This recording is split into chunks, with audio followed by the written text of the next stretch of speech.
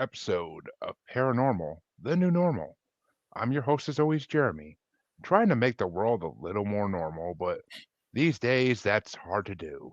But the possibilities today for that are high, and that's because my guest is Victoria Rader, and she is a lot of things really from what I've seen and researched into her. But she started a program called YU2SHINE, and I am dying to hear more about that. But first things first, how you doing tonight, Victoria?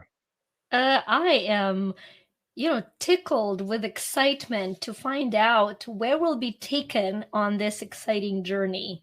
I've just minutes before me signing on, I was working on one of our journals and it as products that we have, and it disappeared in front of my eyes. My first reaction, shock. My second reaction, upset. My third reaction, oh wait, this is way too cool. This is environment getting me for the show. This will come back in a better improved version from the space it disappeared into. So how am I doing? I'm super excited and grateful that you've invited me to be here. Oh, my pleasure. As soon as I saw your profile, I'm like, I have to have her on. There's so many possibilities here to talk about, so it's just one of those things. But my first question I ask everybody on the show is what got you into the paranormal slash spiritual world? Like, what initiated that spark? You know, it's a tougher question than you realize, right? Because what I truly believe is that the point of being a part of that world and the point of awareness of being a part of that world are two very different points. And very often, the second we become aware, we say, oh, this is when it happened. But for me, when I look at my life, I remember myself as a little kid knowing little things that are going to happen for somebody and then seeing them happening for them and being completely freaked out by it, trying to suppress that, only to come back with a new zeal and being pulled to doing reading on the coffee cups or tea leaves or anything you could get your hands on in the Soviet Union, right? No tarot cards that are 1999. You just whatever the expression of seeking what truly has become an intuitive reading. And then there was a moment, a very sacred moment in my life where I think the awareness of the two worlds converged. And that is when my daughter was extremely sick. And I've come to understand the power of what they're called priesthood blessings, the blessings where you receive through a channeled spiritual power. And I prayed to have the masters or those that hold the priesthood, as I at that point understood it, to come give her a blessing. And so, among many of them, was one of my relatives, my husband's dad, who passed on. And once you see or experience something of a kind, nobody can take it away from you. It becomes a part of your daily reality. And so she's received that blessing at a really incredible crossover between this world here now and the world of those that have departed and yet are fully alive. And she was what, 3, it was middle of the night, her 103 fever broke. She's recovered fully. And I saw that little miracle, and I had to really come to terms with that this world can be a part of my world to the degree I do not fear it. And since that moment, it became a journey of surrendering to love and to the miracle versus fearful perception of something that I didn't know. Wow, that is a incredible story. And you said your daughter was 3. How long ago was that? She's 25 right now, very much Oh, into geez. paranormal while doing a regular PhD in neuroscience and statistical behavioral genetics. Well, actually, all those things go with paranormal to some degree, so Yes. that works. Yes.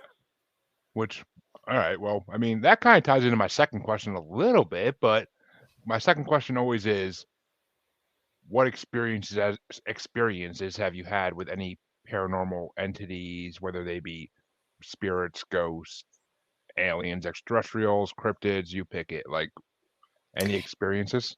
The most scary one where I had to truly understand the concepts, I tend to be in a la la land. I'm wired to be an optimist no matter what. When my family went through a very tough situation growing up in the Soviet Union, when my dad refused to falsify that nothing was wrong with Chernobyl. He was a journalist who came back and said, nope, it's poisonous. And we went from a family with great social status to a struggling family where my mom and I wore one pair of boots, she to work, and then I to school, going back and forth. But even in that time, like, it was a fun, miraculous experience for me. So, there are people that see glass as half full. I see, like, oh my gosh, there's a drop of water. We can live on it forever. So people like that, that are naturally wired to be optimists, we tend to justify. We tend to justify things that are bad or sick, seeking for the light there, right? We tend to assume there is no darkness because we're addicted to the light. Now, the reality is, and whoever is listening to this might rub you wrong, there is right and wrong, there is light and dark, there just is.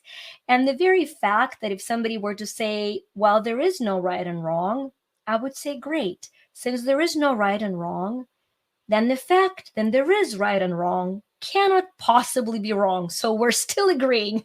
Why am I saying that? Because I had a moment of sheer paralyzing darkness where I had to face it and say, no, no, no, it's for real.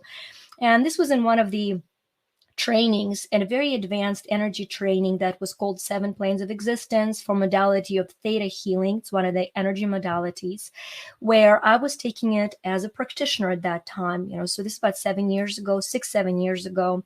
Great, phenomenal teacher in Arizona, Sedona, Arizona, which, by the way, for anybody who understands the energy flow of the planet, is a very strong vortex of energy. The planes converge there in the way that you have beautiful observations of a crack of time-space continuum. So an amazing place. And we are doing an exercise that allows for a person to go into a deep trance to receive to channel some beautiful information. Now, we're working in pairs. I am in one room with my wonderful friend, Michelle. We're in one room. My other great friend, Monique, is in the other room working on somebody. And all of a sudden, we hear this screeching, horrifying noise. We run into the room, and the person that she was supposed to work on is actually on the ground weaving and making these horrible noises. So we're seeing this. The teacher calls 911 immediately, right? You always want to cover your basic ground. You don't know what's happening. I go in the other room and I tell Michelle, you hold this space. I believe what we're witnessing is the actual possessions. I didn't even believe in them as such up till then. Like I said, Bubble Girl, what evil spirits, La La Land, angels, unicorns. And so we're watching this body.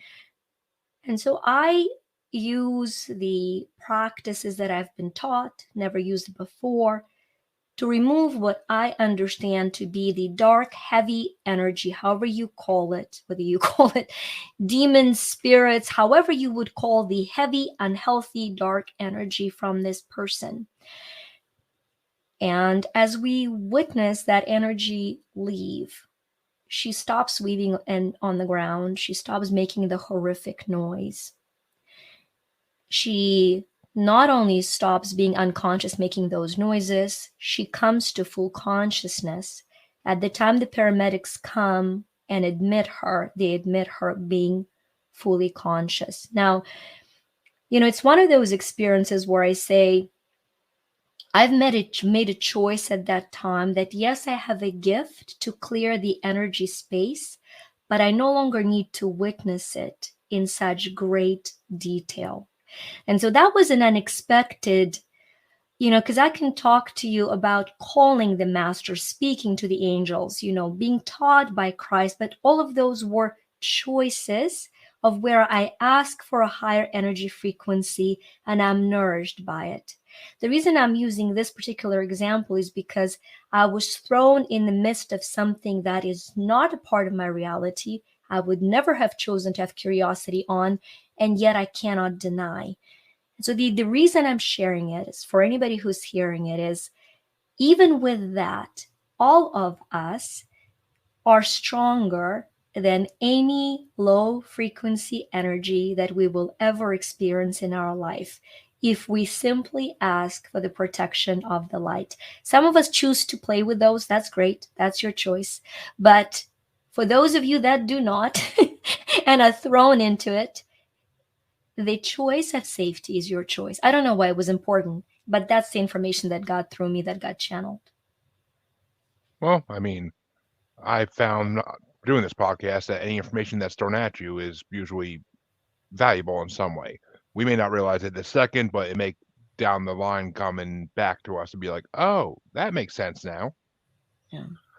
But let's talk about you for a second because you started this program, YU2SHINE, and I'm kind of curious about what this program is because I Yeah. looked into it a little bit, but it was a lot to read. So, and I was running short on time. So, No, so YU2SHINE is the name of the company, and the company was founded. Isn't that interesting? Like I said, light bubble here. So it's YU2SHINE. It's the company that allows for people to connect to the inner light that they have, to the power they've come to expand. And then we equip our clients, and as I speak a lot, the audiences of knowing how to channel the inner power to first reclaim the inner peace, then to find the daily purpose, and through that, live a life of genuine prosperity. What do I mean by genuine prosperity? I've had one too many multi-million dollar clients that were empty, that were unfulfilled, and so to me, no amount of money long term is worth it. Short term, if you're broke and you're like, yeah, try me, absolutely, but long term, true prosperity is only worth it when we, through peace that is inner, discover the purpose that drives our everyday. So that's our passion as a company. That is what we do. And every book I write, every app we've created, Empower-Me app, any product you will tap into is a different way of empowering a person to live a life of purpose and prosperity, but without sacrificing their inner peace. yeah, and I actually did notice that I was looking at the apps you made too, and I was like, interesting. I'm like, I never had anybody in the show who actually has designed an app before, which is kind of it's a first. And I was like, kind of impressed by it. I'm like, wow. I'm like, she, I'm like, she's taking this to every angle, and it's amazing. Like that's an amazing thing. Well, you speak of angles, and that's actually such a cool way to look at it. In Eastern philosophy and tradition, they talk of seven chakras, right? The seven energy centers. Now, for me, I look at them as possibility centers. If the energy flows through them and is expanding, their possibilities are infinite. If it is stagnant, the possibilities are very limited. And so understanding how to open those energy centers that I call possibility centers is one of the many things our coaches are trained to do. And so the app has 3-minute meditations, because meditation is phenomenal, but unlike so many great gurus, I do not have 40 minutes to 5 hours to meditate, but I have 3 minutes. And I found out that a human psyche can achieve the depth within 3 minutes that it can within 3 hours if it is guided with proper neuro-linguistic language. So those 3-minute meditations are organized by possibility centers, by chakras. If you intuitively feel stagnant in any one of those areas, you can dedicate to listen to one of those meditations every day and truly start noticing humongous shifts because your subconscious is shifting. So it's our love passion baby project, the app is. And is just out of curiosity, is the app a free app or does there a subscription cost to it? The app is whooping $19.99 a year. So it is affordable for anybody. And it has all kinds of aspects. It's intuitively built. So let's do this. You guys are listening. Jeremy's podcast has got to be number one on Podmatch. So if you're listening, talk to your spirit guides. Let's bring it up for him. I think it's a cool platform you're building here, Jeremy. So one of the intuitive aspects of our app is asking a question and receiving an answer. So we're going to ask the app of what would be the prediction or analysis for for the placement. Let's see. So it matches intuitively, and here's our answer. Our life is frittered away by detail. Simplify, simplify. Henry David Thoreau. What seems complicated is actually rather simple. People show us who they are. When we choose to ignore it, life complicates itself. See people for who they are and make your decisions accordingly. Affirm, I know how to accept people for who they are without the need to condemn or justify. I know how to discern and move forward. I am free. I am me. So, with my humble interpretation, there are some people around you that you intuitively feel might be anchors to your growth. And the app is inviting you to let go of those people, to believe that they're showing you who they are. And that will launch your app to a very new height, your podcast to a very new height. So, that is why I'm addicted to my app.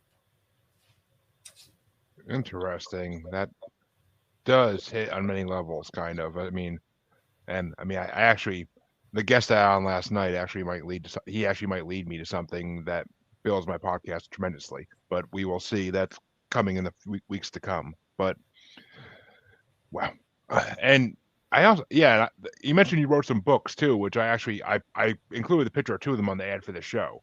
I believe it was the You Shine one, and So, it was we've got also lots of books. There is Until You Win, Until You Shine, Heaven is for Everyone. But the most recent one is called Prosper Me, the 35 Universal Laws to Make Money Work for You. Prosperity is the lowest chakra, it's the root chakra. And yet, it is the simplest way to know where our energy is stagnant. I was guided to write this book, and it was published on June 16th, truly just prior to the first reports of huge inflation hitting us. So the book was serendipitously written, I truly believe, at a perfect time for somebody who is feeling they're sliding along with the global recession to reclaim their path to prosperity through the 35, universal laws. We have a great quiz at moneyquiz.me that if you take the quiz, it's once again a fun and intuitive way that matches you with the main emotion that drives you, but also that blocks you from your prosperity. So that's probably, that's the most recent book. And we're right now revamping our journals, Manifest Me journal and Miracle Me journal. A lot of people invite me to speak on manifesting, so we have a journal that helps one manifest. which manifestation is something I actually have covered on the show quite a bit, but it always fascinates me because the idea that you could just put enough thought into something you want to happen or something you want done, and then it can become. Which that was I kind of did with this podcast. It was just an idea I had, and I slowly started working on it here and there, and it got to the point now where I just finished over the last 3 days editing episodes to go out to January. So it's it runs itself at this point almost kind of, but I enjoy doing it, so I keep up doing 3 to 4 interviews a week because I like talking to people Amazing. about this type of stuff. But Amazing. what are your tips for people when it comes to manifesting? Like, is there a Yeah. certain sequence or pattern you do it in, or Yeah, I will give you all I got in the best way, right? Understanding that as with everything, practice and community is where it's at. We do gorgeous programs as part of Quantum Freedom once a month where we take people through deep manifesting meditations and techniques. But I want to give someone who, let me just think of the best, fastest, most efficient way to give you those steps. First one, you can never manifest what you think you want versus what you actually want. What do I mean by that? A lot of us don't know what we want. We don't. We've been punished for wanting things, right? As kids, we've been taught greedy for wanting things. We've been discouraged to want things, or somebody wants things for us with such force and power that to get them off our back, we think we want them. Or there is a traditional keeping up with the Joneses. So I gotta have something because somebody else has it. And I got news for you. That's a path of frustration because you cannot manifest what you think you want. So the first step, and I recommend not skipping through it so you could have a life of miracles and build one, is to answer these 4 questions in the order that I'm giving them to you to find what it is you want to manifest truly. The first one is write down everything, answering the question, what is it that I want? Everything, good, bad, and ugly. Nobody's judging it. Not you judging you, just everything you want. Number 2, what do I want the most? Number 3, now we're getting into the juicy meat. What outcomes do I want? Because you see, we only think we want things because we think they'll give us certain outcomes. Why is it that you want the new car? Right? Like, I've asked you, why is it that you want the number one? Because if you don't know what it is, you cannot manifest it. So, what outcome do you want? And then the fourth most important question is, what outcome do you want the most? Because once you have that key answer, this is the outcome I want the most, you're aligned with your deep desire. And then you take the next 2 steps. Step number 1, before you go to bed, very important, before you go to bed, you imagine, you drift to sleep, thinking and feeling as if you already have it, whatever that represents for you. So, what is that picture and what is the feeling, which is much more important than picture or thought? What is the feeling of you having this outcome? Get so emotional, you're almost choking with feeling. Drift to sleep with it. Why? Because your subconscious mind will work on for 4 hours on creating neural receptors to make you aware of practical signs to support you in a direction of that outcome. That's number 1. Number 2, when you wake up in the morning the next day, you're going to ask yourself, what is the one action I can take today towards this outcome? However small, however tiny, one tiny action. I break them down in my life to 3 minutes. Every app I created, every book I wrote, every journal I've created. You know, my first book was Until You Win, 8 Secrets to Winning the Race of Life, or Why the Tortoise Always Wins. And I'm not a tortoise, I'm a hare, okay? I am a hare. I'm not a tortoise. So I was like, why do tortoises win? I'm like, help me out. I'm not wired to be a tortoise. So I cannot do 9 hours every day. Being a hare, I can do 3 minutes, and I can tell you, you can change your life palpably and prominently with 3 minutes a day. But don't skip the 3 minutes a day. Take Sunday off or Saturday off, whatever you want to make a sacred day. Take one day off from creating. But other than that, that outcome, that feeling, what is the one tiny step I can do today to support that vision? Take one. It doesn't overwhelm you.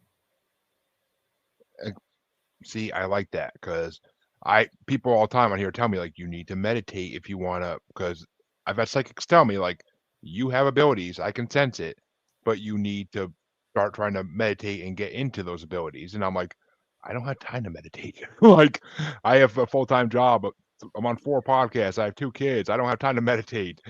But You got 3 three minutes, my minutes, friend. You I got three do. And minutes. 3 minutes, I mean, Yeah. give up one smoke break a day, and that's pretty much right there, 3 minutes. So that could work. And it's Yeah. funny because when you're talking about the outcome part and like think about the outcome you really want and why you want that outcome, like well, example for my to get my show to be number 1 on Podmatch, I want it because I want to get my podcast out to all the people that can hear it.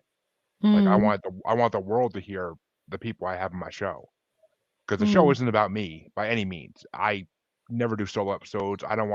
I hate hearing myself talk. I don't want to hear other people to have to hear me talk. Like I do that enough in other podcasts, but this show is about the guests, and I want my guests to go out there and spread their message through the world. So that's the reason why I want that outcome. It's gorgeous. So what your vision then is, you're gonna see this person somewhere in Philippines. Okay, we'll pick Philippines because it's far and distant and exotic in my mind right now. When you go to bed, you see this person. They're standing in the middle of the kitchen, and they hear your episode, and they're dropping whatever they have in their hands on the ground because for 7 freaking years they were praying for an answer, and they just heard it on your show. and you feel the impact of that one life, and you get really choked of the impact of your show. And then all of a sudden you see Philippines light up, Cambodia light up, China light up, and you see that and you feel that, right? And then you create that story before you go to bed every night. And then you see your kid, you said you have two kids, you see your kid coming to you from school and saying, Dad, such and such told me they heard your show. It was so cool, right? And so those are the images of the outcome of the impact that you go to bed with every night. And then you wake up and you say, what is the one thing I can do? Now, in your case, what is the one additional thing I can do? Because you're already recording the shows. So what is the one additional thing I can do to make sure that it happens? And as you ask that question, the universe will answer it. There's no other way. And it's funny because I asked that question before too, and like the next day, someone will message me that I want to get in the show, and I That, never I never approached them about it. I may put bugs in their ears to other people, but I never approached them about it. And then they'll randomly contact me, and it's like, oh, amazing, and thank thank you, David. I appreciate it, and I like to think I do, but I don't want to be. I like to be modest, so but I mean, but we did just hit 700 plays, so I'm not complaining. It's amazing. for less than a year, I'm taking that as a win. But Amazing. so we talked about the good of manifesting, but with good, there's always bad. What is the bad that people can do when they're trying to manifest? What are the bad things they could think of that will destroy everything they're trying to do? You know, Shakespeare was the greatest manifester of all time, teacher manifester. He said, to be or not to be, that is the question. So, what did he mean by that, really? Or what do I see him meaning by in terms of metaphysics and manifesting? Our subconscious does not understand negation. It's a huge concept. If I'm telling you right now, okay, Jeremy, do not think about your car. Don't think whether you have one. Don't think what color it is. Do not, Jeremy, think what color it is. Like, how did we do?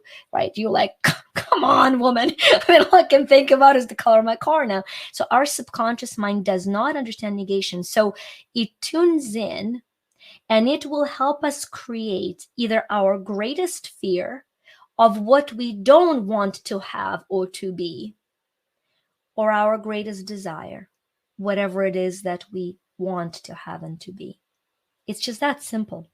So when you notice what you notice and when you notice what you feel, you're translating into what it is you're manifesting daily. It truly is that simple. Now, I had an incredible opportunity. Bob Proctor was my coach for a brief period of time. He was the guy on Secret, an incredible human being, really. But he and I had a little teeny tiny, not really disagreement, but misalignment. How about we call it that? He would say, if you want to create something, you have to stay in the energy of that, no matter what. So if you're focusing on creating something, you're 100% in it. And if you get distracted, it's all over. And I'm like, okay, human, remember the hair, remember the woman who meditates for 3 minutes and yet is successful. I'm like, I talk statistics. I don't know of one person, not of one person who is statistically capable of maintaining one frequency long term. So here's a beautiful truth. Your dominant frequency will prevail. Dominant is 51%. So if you're 51% of the time more grateful for your health than complaining about it, chances are you will start expanding your health. So notice what you notice. Pay attention to your thought patterns, because what we are creating and manifesting is not what is on our secret piece of paper. It is what we daily think, speak, and more importantly, feel. So shift that. And, when things are rotten, don't ask, why did it happen to me? That's a manifesting question. You're going to find out why and more. Ask, how can I make it better? How can I make it better? What's one thing I can do to make it better? And then if things are good, don't ask when it'll come to an end. Ask, how much better can it be? Like, right, this is how I've grown my business. How much better can it be? Oh, wow. Okay, this is cool. How much better can it be? Yeah. Exactly. I mean, makes sense. I mean, but you don't want to ask how better can it be constantly, because then eventually you're going to hit a brick wall and you're not going to get any further, which at least, I don't believe that's the case, Jeremy. I think we're here to progress eternally beyond this life. And I think eternity is a very long time, and infinity is a very big space, which teaches us there is never a brick wall other than the one that we create for ourselves. Because it doesn't matter how many resources or people come to an end. Maybe I will be relentless until there is a hungry child in Africa. How much better can it be? No hunger in Africa. How much better can it be? No kids not having education. Do you think one lifetime is enough for me to solve those problems? So I don't think I'm going to run out of my how much better can it be? I don't think any one of us can. true. I mean, maybe just expand your perspective of Yes. what you think is better. I mean, Yes, yes, and yes. You know, all emotions are infinite because energy never ends. You can always love more or you can always fear more. Always. And always is a very long time, like I said. I think. well, I actually agree with you, and that brings me to a. We should actually touch on that for a minute. Do you? Because I've had a lot of different perspectives in the show about what happens after we pass on. What happens in the great beyond. I've Mm. had it's a waiting room, and you're just waiting to come back and be reincarnated, so you can do more in this world, unless you finished your mission, and then you're just finally get to go to whatever's after that. And then I've had the traditional heaven and hell aspect, as well as many other variations. What do you believe happens after we pass on? In a nutshell, whatever it is we believe happens. That's going to be our perception until we're ready for a higher frequency of perception. Because this is what I know. We don't believe what we see what we believe. That is as true can be. All my work, I tell people I work with BS, belief systems. I take one BS that is limiting and I shift it to a higher belief system. For me, for anybody else. For me, I'll give you an example, silly example, but very powerful in my life. I just shifted my subconscious going from against all odds to what if odds were in my favor? It's a huge shift because see the powerlessness in me would say life is against me, all odds are against me, and I've done that for a huge chunk of my life. And then to overcome it, I developed a new system of belief. I'm against all odds. And I've started winning, accomplishing, homeschooling kids while becoming number 1% realtor, money, success, accolades, la, la, la, la, la, at complete exhaustion. Okay. So it's just not that recent that I've said, how about I shift to what if the odds were in my favor? What if they were in my favor, right? That's a silly example. Why am I giving that? Because the reality immediately backs the belief system that I have. As our consciousness develops, what happens is only what we can perceive happens. One thing is true and cannot be argued. Energy is. It can neither be created nor destroyed. It is only translated, transmuted, and transliterated. That is a non argued fact of all energy. How we perceive the translation of that energy will be determined by what our eternal essence or the energy of who we are is learning at a time of its expansion. So, if your soul is determined to reincarnate because you have to collect couple virtues, so be it. If your soul is ready to converge and go to a higher dimension, so be it. If your soul chose not to believe in eternity and wants to sit in sheer darkness for quite a while, so be it. Free agency is an immutable law.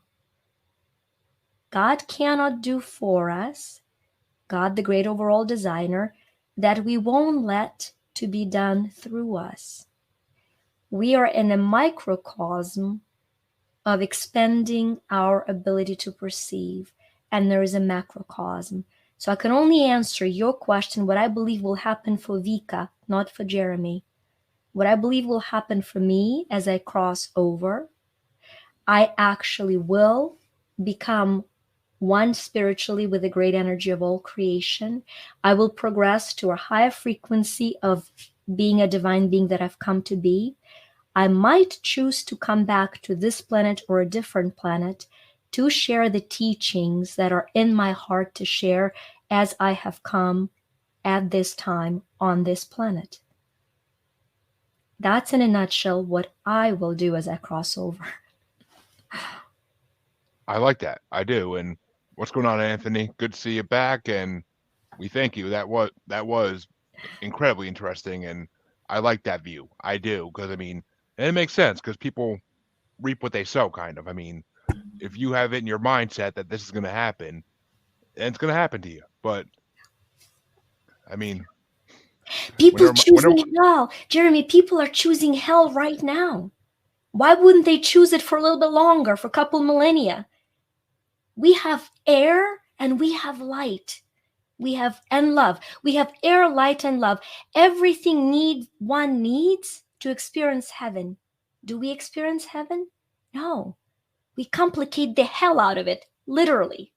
We're choosing hell. So why would we stop choosing it? A lot of us are going to choose to feel that way for quite a while, for as long as it takes to make a different choice. see, it's funny because whenever my wife gets mad at me, she always says, "Oh, you're going to hell." I'm like, I'm like, no, I'm not, because I'm choosing not to. It's my choice where I go, I believe, and I'm not going there. I have better things planned. I want to go see the other dimensions and see the creatures Yes. that live within. But Yes. Now, for me, with that, Christ is very, very important, not in terms of heaven and hell, but because, and I've read every sacred writing, but Christ to me is very important because his mission, in his own words, was to fulfill the law, not to destroy the law. It's his words, not mine, but to fulfill it. And so, what is the law? The law is the law of karma, meaning I continue to cycle back and forth until I learn every virtue, or I can lean into the law of atonement and ask for the master who has mastered it to take it from me. Once again, our choice, right? So there's so many gorgeous choices. And I am with you. You can't put me where God isn't because God is in my heart. Easy. which I mean, it's funny you say that because I, for a long time, was a pure atheist. Like I didn't believe in anything. I was an angry teenager, 20-something-year-old, and then I slowly started becoming agnostic by just listening to other podcasts and eventually from hearing stuff on this podcast, like it just reaffirms my agnosticness because I don't want to give a name to what's out there. I know there's something out there, but I don't want to give a name to it because to me that's insulting if I call it the wrong name. Until I know for sure and it speaks to me, I don't know who I'm talking to. So Mm. You that's always know, been my theory. can I share something cool? Because once again, it's channeled through right away, and I never fight that feeling because then, girl won't sleep and I need to sleep. So I have three dogs to walk, two kids. So I want to share this with you. That's really cool. This is from Abrahamic Covenant. So this is where you would take Judaism, Muslim, and Christianity as a background. And the figure of Moses is once again non-negotiable. The fact that Moses takes Jews out of slavery, non-negotiable, Yep. historic fact. So we're talking history, and we say, okay, we're not going to become too excited about religious aspect because very much with you, I believe it's an internal process, and nobody can force or encourage anybody externally. So, but let's listen to that story that we know has happened. How and why, according to Moses, does he take people from slavery and they follow him? We're going to just listen to his story. He says he's talking to the energy of what he believes is the maker, the creator, the source, God. And he asks that energy, which to him comes in a vision of a burning bush or the actual burning bush, however that fact happens. He asks that same question that you just said. He said, when I come and I'm a nobody and I tell my people, follow me, who do I tell them that has sent me? And the voice says, tell them I am. My name is Great I Am. Tell him I am has sent you. Now, why is that so key? I have chills as I say that. Because one of the commandments, as we know it in tradition, in traditional 10 commandments from Moses, is that thou shalt not take thy God's name in vain. Well, every Yeah. time you say, I am broke, I'm a loser, I'm a horrible person, you know what? You're taking God's name in vain. That's where manifesting comes in. What if you started saying, I'm unique, I'm capable, I'm hopeful, I'm driven, I am doing it? Isn't that a cool way to look at it? Anyway. Well, actually, it's funny you say that because my son, when he gets upset all the time, like over something that he doesn't get right, he always will just like keep saying to himself, like, "I'm so stupid." I'm like, "Don't say that. Say you need to say I have a lot more to learn. Not I'm stupid. I have a lot more to learn. That's the right way to phrase it. Because if you keep telling yourself you're stupid, eventually you're going to believe it to a point where you're not going to get out of it. So, and we actually have a question. Does heaven accept paranormal investigators since we consult with the dead? Hmm. What do you think, Anthony? I believe if you ask the question, it comes either from fear or from excitement and faith. Heaven is what is in your heart. Where do you think dead people are? Now, I can tell you the theory from theta healing. The spirits of those who have forgiven themselves and have surrendered to love are the frequency of love, and they're experiencing joy. Those that are choosing to carry their burdens are caught in a plane in between this plane and the plane that allows for them to have a peaceful experience. I call them waywards. I send waywards into the light. Those that are tormented by their inability to forgive. So it depends which dead you're talking to and for what purpose you're talking with them. If you're talking for the purpose of serving humanity, I think it's a phenomenal cause. And at the end of the day, whatever is in your heart is what is in your life. So if you feel welcome because you're serving, more importantly, if you can forgive yourself daily and surrender to love completely, that is the process of belonging in heaven, wherever you are. So, yes, welcome to heaven. I will be on your opening committee. That's one of the things I do. I welcome people to heaven. Anthony, welcome to heaven. Well, that's a good answer. I like that. But I see. Let me go this route because I'm kind of interested in this. Because I read in your profile that you witnessed a lot of physical healings in your Yes, time. yes. What were some of the most interesting ones that you witnessed? Like the ones that had you shocked beyond belief? A lot of them, but I will share the most current one as is happening in front of my eyes. I may become emotional, heads up. I told Jeremy this face has fallen on itself many times. So if we're gonna have snot, we're gonna have snot. That's quite all right. So I'm gonna take a story from now and then trace it back for you, which is why my faith in God is a great overall designer. However you choose to call it, Jeremy, when you define that source is going to be up to you, but my faith is unshakable because there are too many coincidences or the law of synchronicities.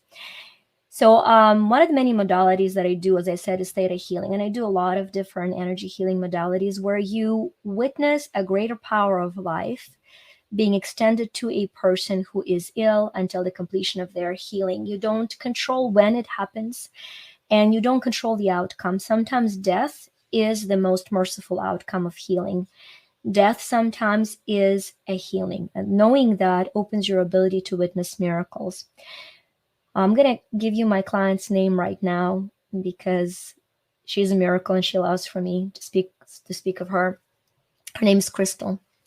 And I've been working with Crystal for 2 years. 2 years ago, she has been diagnosed with an incurable, very unique form of cancer, stage 4, and was given a very limited time to live. So much so that her oncologist till this day is wondering why she is still alive. Now, we have not witnessed a complete healing, right? There's still a lot of the disease in the body, but she is alive. She's living with the disease. It's very emotional because she's now considered for one of the very unique surgeries. So for all of you who can send energy of love and or pray towards, I would appreciate it, because I think it's miraculous when energy converges for one person. And so where the miracle begins is, as I said, she's not supposed to be alive.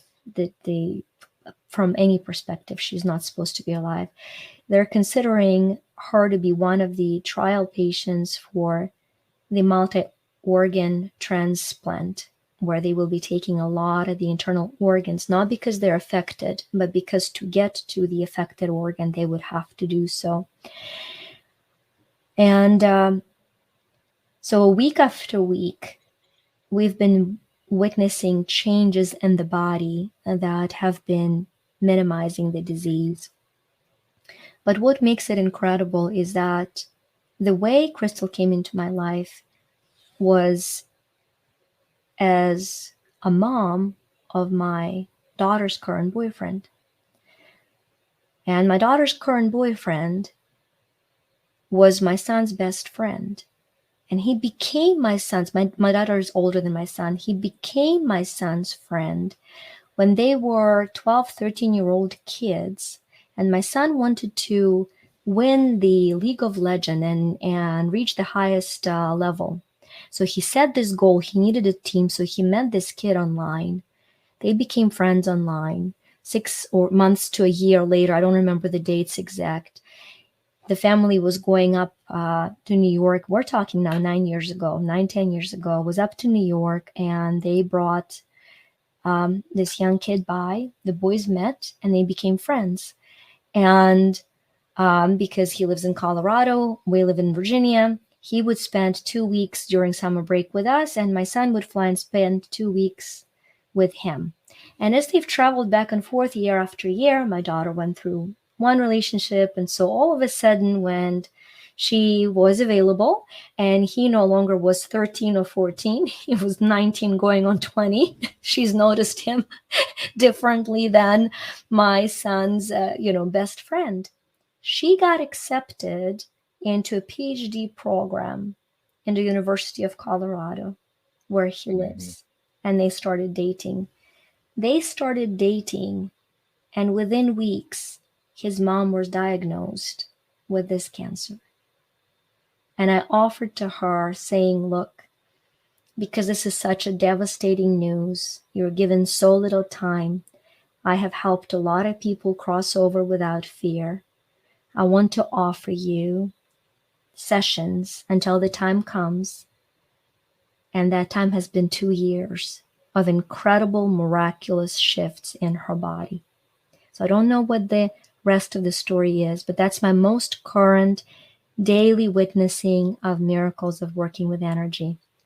My most emotional close to me would be my nephew, who was diagnosed with 5 heart conditions in utero, was born and scheduled for surgery, to have a surgery 2 days after his birth. He was hooked up to all of the apparatus that helped his coarctation of aorta, which is where it's collapsing, to be opening it and breathing. He had 2 valves that were not closing. They had several 4 and 6 millimeters not closing. He had a hole in his heart and a murmur in his heart. And so the first 24 to 48 hours were most miraculous, because we saw the healing of coarctation of artery, where he no longer have to have the first surgery. Within 6 months, the valve self-corrected prior to the second surgery, not necessary. To make a very long story short, within a year, he turned a year old, and my tiny little guy was taken off the cardiac watch in the DC Children's Hospital, because his heart was deemed to be completely healed. He is 6 now. He is a runner. My brother loves running, so my little guy loves to run. He's very healthy, very strong. And so these are the 2 facts that I know and believe with every fiber of my being. Any and all healing is absolutely possible if it is not a person's divine timing to cross over. I don't believe any one of us can save anybody else's life. I believe, and I say believe because it's just my system of belief. I am in no way proselyting it. I'm sharing my heart. I believe that The moment of when we come into this plane of existence and the moment that we leave, our higher self, our energy, our essence has chosen for us and through us, and then gave us full right to choose how we fill the space in the best and highest way, discovering why we're here. And so when you hear somebody saving someone's life, I think that they've been placed into that person's life at the exact moment when their unique set of skills is most needed to extend life until its fulfillment. And that is just my little world of witnessing miracles and healings. I do monthly healing for, have a subscription group. It's called Quantum Freedom. And I do a lot of different energy programs and channeling programs for that group. And one of them, once a month, I do physical healings. I do physical, mental, and so forth healings. So we have little miracles every, every month when people come and witness that. That's beautiful. I mean, both those stories are just so. They're type of stories that make people believe. Like they're type of stories that people need to believe with. Because I mean, how can you hear that and not believe there's something more out there than what you know? Yeah. And it's actually, I mean, I'm all about synchronicities, and this is my second interview in 2 days about where cancer was involved in the interview. And my interview yesterday, he's a psychic, and he actually predicted he had cancer before he was diagnosed with it, because he saw a reflection of himself in a window walking down the street, and the reflection said to him, "You have cancer." Yes. And Oh, I'm like, yes. Yes, and yes. like, Yeah. so. And I mean, secondary, when I scanned his energy, it's secondary. By the time they found it in his lungs, so it was a secondary, which is amazing. Yeah. incredible. Well, gonna go off the paranormal track for 1 minute here, because I heard you say you were from the Ukraine in the beginning, and Yes. I just gotta ask, what do you think about what's going on there right now in the last year or so with Russia? Well, first of all, it's not unexpected. When I hear on the news, oh, it's unexpected, and how could it happen? It's been happening for 500 years, where Yeah. where an independent entrepreneurial spirit is being squashed by a tyrant spirit. What a surprise! I mean, that's a paradigm. Now, um, I'm going to tell you about the personal level and then about the metaphysical level, which are two different things. So, personal level is, I've lost family members. My great aunt, the troops, broke into the house. They ate everything out, and then they put her and the kids in the car and said, "Go get the food." She got in the car to drive to get the food for the invaders. They started shooting in the car and killed her on contact. Now, that's me. That's one person, one story. So, what happens to the bubble girl when she hears that story? Right. First, of course, I want to say I want him dead. I want him all die. I want him dead, right? That's the normal. So it's so important not to suppress every level of what you want. Then I say, do you really want that, Vika? No. What do you want? I want peace. Great. What can you do? I can put all profit of my business into supporting the soldiers and orphans. Focus on that, Vika. Focus on creating peace. Do your one little thing. When you need to cry, cry. My app has my grief. There is a 90 aspects of grief. I use my app, Empower Me, because I have grief. I'm losing classmates. Now, that's the personal story of one person who is fiercely independent, who chooses light no matter what. And I can tell you, Ukrainians will not surrender. Why? They're mini-me's or they're maxi-me's. We would rather die laughing than live crying. It's just a genetic makeup. I'm wearing yellow. It's serendipitous. Your lack of synchronicity is yellow and blue. It was not intentional, but here I am in my Ukrainian semi-flag. So that is the one person, and that is the one conviction. And having, of course, done the future reading, I am looking at March or April. That does not mean that's a prediction of the future. The future probability changes all the time. But taking the probability of the events as they are, my reading of the energy of the situation is that by March, April, Ukraine will have won the war and will start rebuilding. And that is what I'm pouring my energy into. Now let's look at the metaphysics, which is way, way, way more interesting because everybody can now apply it to themselves. Metaphysically, remember I talked about shifting the BS, belief systems. Now, This will be hard for my co-Ukrainians who I adore and admire, but for every predator, there is a victim, and for every victim, there is a predator. In a narcissist and empath relationship, the empath does not know the boundaries, so they feel everything. The narcissist knows no boundaries, so they feel nothing. We're culturally taught to hate the predator and love the victim. The reality is we're to love them both until they heal. That's a very high metaphysical reality. So what happens in Ukraine? Ukraine's anthem starts with the phrase, Ukraine has not died yet. Think of a metaphysical energy. So what does it mean? It's a program, subconscious program of we have our freedom and we will die fighting for it. What happens to the Russian psyche? It's the psyche of if only I have that, then I will be happy. So you have two very interesting energies. One says, I must protect what I got. And the other energy says, I can only be happy if I have what you have. While one is higher frequency than the other, the reality is both are developing the common consciousness, the human consciousness of, I allow life to go through me. I neither need to possess it or protect it. It's a huge shift for us as humanity. We're resisting it. We're bleeding actually against it. But that's what's happening metaphysically. So when you look at your relationship right now, you can see which track you're on. If you think, if only then, congratulations, you have predatorial patterns. Isn't that shocking? That's shocking. But it's okay. All of us have them. All of us go like, when, then. That means I'm not giving myself permission to be happy now. That means I cannot manifest. And for those that are tyrants, they will do anything to have that next thing. And by the way, they're never happy.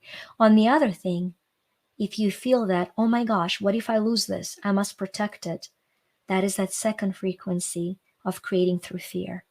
So to kind of sum up what we talked about, bring it through Ukraine, bring it into personal relationship, then we have a very gorgeous task as humanity to start with teeny tiny gratitude for every moment, breathing moment that we have, and then find one person to genuinely love and to genuinely serve every day. As we do that relentlessly, loving who we are and loving the one closest to us, our purpose becomes clear. And then, as I said, prosperity follows. Wow. I mean, I am so sorry for your personal loss, but I hope you're right that by March or April it does come to an end because it's been a long time now and it's horrible. I mean, and you're right. Russia has been a tyrant mindset for the last 2,000 years, maybe. Like before it was Russia, even like What is just. what a surprise, right? I mean, we're all so surprised. Wow, how did it happen? I know, I Hello. know.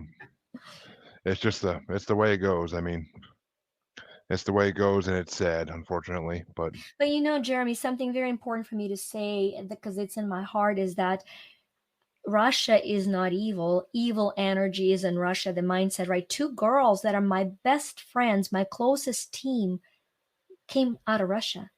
They couldn't be more loving, more spiritual, and more supportive. So it's just very important that the mindset does not mean that every person who comes from that land carries the mindset. I don't know oh, why of I course had to not. say it, but I had to. Yeah. Oh no. I mean, I agree. It's one mad tyrant. That's all it is. It's Yes. not. Yes. Yes. It's not a nation of mad tyrants. It's one person or a small group of people that run the country that are the issue. And I mean, it's been the same throughout history. I mean, Hmm. even going back to Genghis Khan and all that for everything. I mean, just they have to have everything, so they keep conquering until there's nothing left to conquer. And still But not happy. What a surprise. nope. I mean, it's just I couldn't I couldn't have someone from the Ukraine on here and not bring that up because I've yet to have anyone Of from the course. Ukraine on the show. So I mean, it's just it had to be brought up, and I wanted to hear it from like a spiritual perspective more than turn on the news and hear what they're saying about it because And yeah, I mean, because we all know here that Russians are being lied to, and they don't even know what's really going on a lot of the time over there. So See, there are people like my girls who saw what they believed and left. And there are people who are believing what they're seeing, right? Why? Because yeah, once again, we don't believe what we see what we believe. That's just so important to understand. I agree. I agree. I mean, I'm a big like hater of the news. Like you can't just the news to me is listen watch the news if you want to be depressed and sad. That's the way I feel. Yeah, it's true. But but before we go though, if there's one message you had to share with people, what would you want to tell them? That's the last question I have for you before I let you sell yourself. Yeah. Yeah, it's interesting because I usually have this one story that I share, but what's coming through is different, is that don't be afraid to become who you're called to become. Go through the depths of the fear till you connect to that spark deep inside of you. I've blocked my abilities for so long because I was afraid of them. And so, if you find yourself blocking what you can find out because you're assigning fearful interpretation to it, I would invite you to realize that when you go through the depths of all fear, you will arrive at a spark of hope and a spark of light and a spark of understanding. And then you can start expanding that light, and all of your talents will be channeled really for a greater good of all of us. Maybe one day I'll be your client, whoever you are, for whatever reason. It's a small world. It really is a very small world. Yes, it is. It is. I mean, the amount of people I know, I since I started podcasting, the amount of people that I meet on Facebook and other social media sites, and I talk to them, and I'm like, "Oh yeah, I just had this great guest on my show," and I tell the name and everything. They're like, "Oh, I know them," but yeah, okay. Oh, Once I again, now love you even more, Jeremy. I have three of those right here behind me. uh, yeah, this is Munchkin, my 9-month-old mastiff. Oh my gosh. Hi, tiny baby. You're so tiny. Yes, you Yeah, are. yeah, You're a she's so little tiny. tiny baby. Uh, Oh she's my my big baby. gosh. What a love bug. Yeah, and that tail is a deadly weapon. But so tell us, tell my listeners about your favorite current project going on, and basically just sell yourself. Anything you want to put out there in the world, your socials, where they can find your stuff, anything. Just this is your time to shine. I think if you guys want to become a part of a tribe, the free quiz at moneyquiz.me is a really fun way to self-discover. But in terms of what we have to offer that would serve somebody the most right now is we're creating two cool journals, Manifest Me and Miracle Me.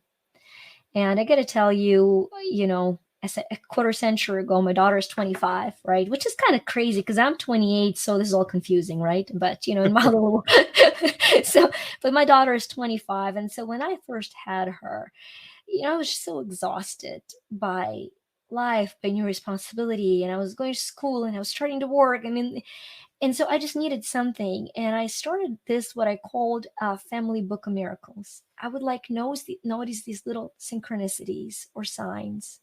Some became gorgeous prophetic dreams. I mean, long story short, having a resource of my own little miracles has been a big making of a life of miracles I believe I choose to live daily. And so this Miracle Me journal that we're creating on right now, I just think it'll be an incredible, incredible gift for somebody. So, to live a life of miracles, which I think is what we're here for.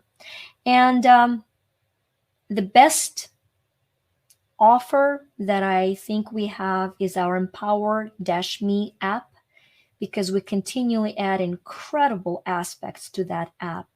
For those of you that are high seekers of high frequencies, you want to know everything spiritual, metaphysical, channeling, check out our Quantum Freedom. at YU2SHINE, YU2SHINE.com. Go to Empower Me Academy, check Quantum Freedom. Do not buy it.